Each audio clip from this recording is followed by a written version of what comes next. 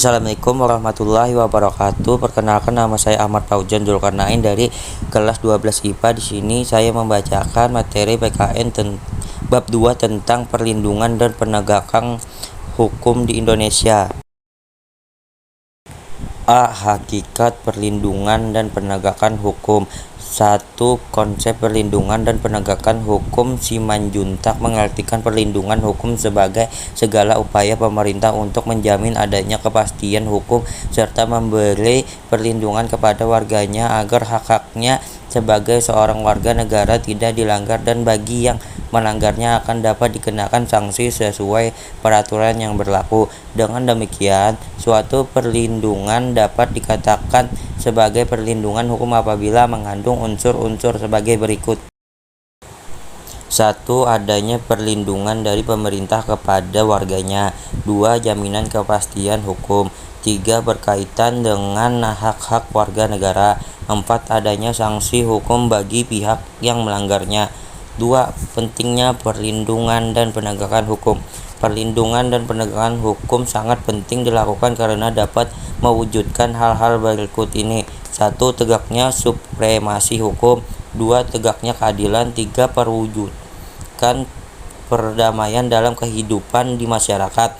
Perlindungan dan penegakan hukum tidak akan terwujud apabila anggota masyarakat tidak mempunyai kesadaran hukum. B. Peran lembaga penegak hukum dalam menjamin keadilan dan kedamaian. 1. Peran Kepolisian Republik Indonesia Polri. Pasal 16 Undang-Undang RI Nomor 2 Tahun 2002 tentang Kepolisian Republik Indonesia telah menetapkan kewenangan sebagai berikut.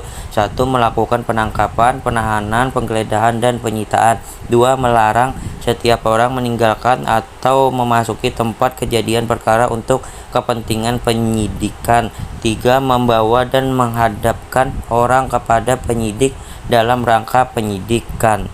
4. Menyuruh berhenti orang yang dicurigai dan menanyakan serta memeriksa tanda pengenal diri. 2. Peran Kejaksaan Republik Indonesia. A. Di bidang pidana. 1. Melakukan penuntutan. 2. Melaksanakan penetapan hakim dan putusan pengadilan yang telah memperoleh kekuatan hukum tetap. 3. Melakukan pengawasan terhadap pelaksanaan putusan pidana bersyarat, putusan pidana pengawasan, dan keputusan lepas bersyarat. B. Di bidang perdata dan tata usaha negara. Kejaksaan dengan kuasa khusus dapat bertindak baik di dalam maupun di luar pengadilan untuk dan atas nama negara atau pemerintah. C. Dalam bidang ketertiban dan ketentraman umum. 1. Peningkatan kesadaran hukum masyarakat. 2. Pengamanan kebijakan penegakan hukum. 3. Pengawasan peredaran barang cetakan. 3. Peran hakim sebagai pelaksana kekuasaan kehakiman. 1. Hakim pada Mahkamah Agung yang disebut dengan Hakim Agung. 2. Hakim pada badan peradilan yang berada di bawah Mahkamah Agung, yaitu dalam lingkungan peradilan umum, lingkungan peradilan agama, lingkungan peradilan militer, lingkungan peradilan tata usaha negara, dan hakim pada pengadilan khusus yang berada dalam lingkungan peradilan tersebut. 3. Hakim pada Mahkamah Konstitusi yang disebut dengan Hakim Konstitusi. 4. Peran advokat dalam penegakan hukum. 1. Warga NRI. 2. Bertempat tinggal di Indonesia. 3. Tidak berstatus sebagai pegawai negeri atau pejabat negara. 4. Berusia sekurang-kurangnya 25 tahun. 5. Berijazah sarjana yang berlatar belakang pendidikan tinggi hukum. 5. Peran Komisi Pemberantasan Korupsi KPK. 1. Koordinasi dengan instansi yang berwenang melakukan pemberantasan tindak pidana korupsi. 2. Supervisi terhadap instansi yang berwenang melakukan pemberantasan tindak pidana korupsi. 3. Melakukan penyelidikan, penyidikan, dan menuntut terhadap tindak pidana korupsi. 4. Melakukan tindakan-tindakan pencegahan tindak pidana korupsi. C. Dinamika pelanggaran hukum. 1. Berbagai kasus pelanggaran hukum. Pelanggaran hukum merupakan bentuk ketidakpatuhan terhadap hukum. Ketidakpatuhan terhadap hukum dapat disebabkan oleh dua hal, yaitu 1. Pelanggaran hukum oleh si pelanggar sudah dianggap sebagai kebiasaan.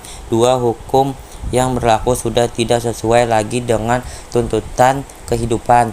Berikut ini contoh perilaku yang bertentangan dengan aturan yang dilakukan di lingkungan keluarga, sekolah, masyarakat, bangsa, dan negara. A. Dalam lingkungan keluarga diantaranya 1. Mengabaikan perintah orang tua. 2. Mengganggu kakak atau adik yang sedang belajar. 3. Ibadah tidak tepat waktu. B. Dalam lingkungan sekolah diantaranya 1. Menyontek ketika ulangan. 2. Datang ke sekolah terlambat. 3. Bolos mengikuti pelajaran. C. Dalam lingkungan masyarakat diantaranya 1. Mengonsumsi obat-obat terlarang. 2. Tidak mengikuti kerja bakti dengan alasan yang tidak jelas. 3. Main hakim sendiri. D. Dalam lingkungan bangsa dan negara diantaranya 1. Tidak memiliki KTP. 2. Tidak mematuhi rambu-rambu lalu lintas. 3. Merusak fasilitas negara dengan sengaja. 2. Macam-macam sanksi atas pelanggaran hukum. Sanksi normal hukum adalah tegas dan nyata. Hal tersebut mengandung pengertian sebagai berikut. 1. Tegas berarti adanya aturan yang telah dibuat secara material, telah diatur dalam peraturan perundang-undangan. Misalnya hukum pidana mengenai sanksi diatur dalam pasal 10 KUHP. Dalam pasal tersebut ditegaskan bahwa sanksi pidana berbentuk hukuman yang mencakup 1. Hukum pokok yang terdiri atas 1. Hukum mati, dan 2. Hukum penjara yang terdiri atas hukuman seumur hidup dan hukum sementara waktu setinggi-tingginya 20 tahun dan sekurang-kurangnya 1 tahun. 2. Hukuman tambahan yang terdiri atas 1. Pencabutan hak-hak tertentu. 2. Perampasan, penyitaan barang-barang tertentu, dan 3. Pengumuman keputusan hakim.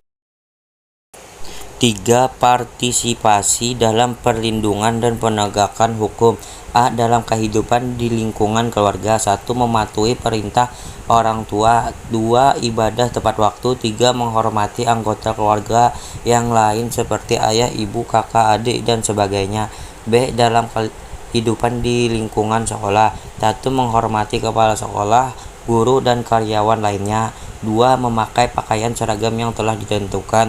3. Tidak menyontek ketika ulangan. C. Dalam kehidupan di lingkungan masyarakat. 1. Melaksanakan setiap norma yang berlaku di masyarakat. 2. Bertugas ronda. 3. Ikut serta dalam kegiatan kerja bakti. D. Dalam kehidupan di lingkungan bangsa dan negara. 1. Bersikap tertib ketika berlalu lintas di jalan raya. 2. Memiliki KTP. 3. Memiliki SIM. 4. Ikut serta dalam kegiatan pemilihan umum. 5. Membayar pajak. 6. Membayar retribusi parkir. Saya akhiri, terima kasih dan wassalamualaikum warahmatullahi wabarakatuh.